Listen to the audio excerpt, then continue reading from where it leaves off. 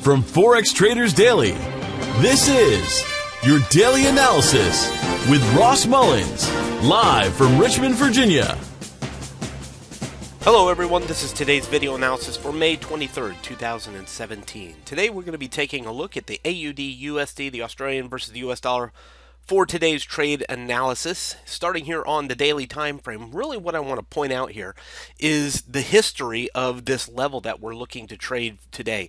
Right around the 0.7500 level. We're looking at the orange shaded area right in the middle of the chart, 74.95, 75.10.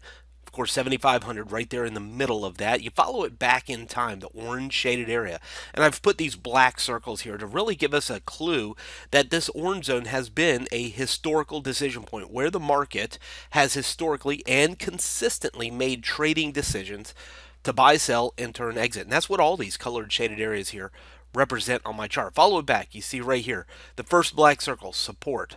The second black circle, support. The third black circle, support. And even all the way over here on the left hand side, we see a couple of black circles where it found resistance. So resistance underneath the orange zone, support on top of the orange zone. Sure, there were times, a few times here where it broke through. In fact, if we look at this area right here, and I'll put a new circle here, and I'm going to make it a different color because it's a little bit different.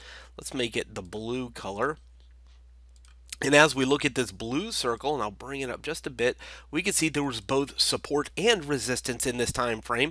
Remember, this is the daily time frame, so each candlestick represents a day. So on the left-hand side of the blue circle, 1, 2, 3 days, finding resistance, and then on the right we found 2 days finding support. So again, clearly this orange shaded area right around 7,500 is a critical and consistent decision zone where history shows us right here that the market made trading decisions to buy, sell, enter, or exit trades around this level. We also throw Fibonacci into the mix. I'm going to zoom in one time here, and Fibonacci from different legs of the downtrend. Of course, clearly we have been overall in a downtrend. I would say overall, going all the way back into March, we've been in a downtrend. It's only in the recent few days this month that we've seen it rising significantly, but overall downtrend. Within that overall downtrend, we've selected, of course, the highest high. We selected this high right here where the black X is. We selected this high here where the black X is. From the highest high in those two black X highs to the lowest low with Fibonacci, we now see an overlap of Fibonacci retracement levels right around the orange zone. That's all those dashed blue lines. You can see the blue numbers on the right representing those Fibonacci ratio levels right there in that orange zone. Interesting enough, just under the green zone, even here at the yellow zone, and even here at the purple zone, we see some overlap of Fibonacci into each one of those levels. So we have Fibonacci, we have historical support, resistance, congestion, and decisions being made here. All of that improving our confidence that this will be a key decision point where the market is going to make a trading decision. One of two things is going to happen today at this orange shaded area. Let's zoom it in one more time. One of two things is going to happen. Either it's going to bounce off of it, this barrier is going to be too strong, and it's going to bounce off of it, turn around, go back down, head back down here towards the black trend line in the green shaded area. The second opportunity or option is it breaks through it and continues higher and going to the next level, which is the yellow zone. So at this orange zone, we have two potential outcomes that we're looking for: bounce to go back down or break through to go back up. Well, obviously it hasn't broken through it yet.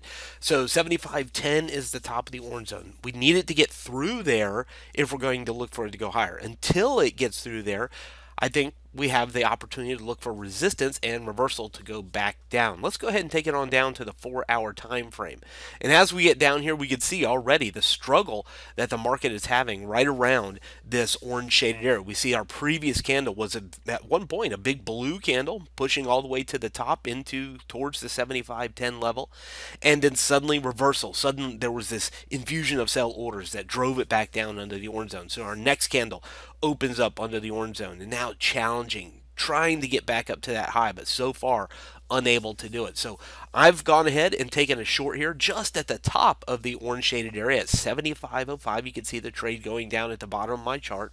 I have limited risk, only about a 30 pip stop loss on the trade. So stop loss is right at 75.35, because the key point is what we just talked about. We don't want it to break above that orange zone. If it does break above the orange zone, we'll want to get out of it, look for a new opportunity because it's likely going to the yellow zone, which we already discussed. So as long as it's within, under the orange zone, we're looking for the sellers to come back into the market, send it back down from 75 back down into the mid 74s. And of course, if it can break down through the green shaded area, get back underneath that red trend line, we might look for the return of the overall long-term trend we've been in since March and to turn back down towards the blue zone. Now it's going to need to get through that barrier of green zone first before that happens.